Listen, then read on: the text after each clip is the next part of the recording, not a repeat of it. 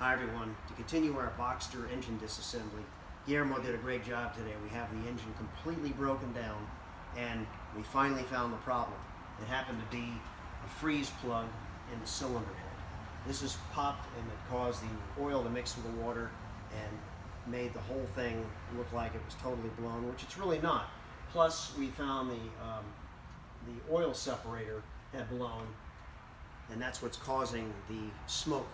So with these two parts, the freeze plug and the oil separator, actually we could put the car back together and the engine would be fine, but we can't do it because it has 125,000 miles on it and it's time for a rebuild. We just don't want to take a chance. So Guillermo, I'll turn it over to you and you can show us what you found today and why it happens, and also what you should Absolutely. This is the freeze plug over here, as Mr. Hussey just mentioned it. And it came right from this part over here.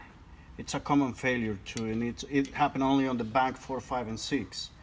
Also, he mentioned the failure of the oil separator over here.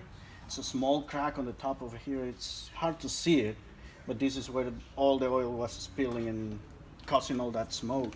And because of the inner mix, the contamination of the coolant into the oil, we're gonna have to change the main bearings and connecting rod bearings too.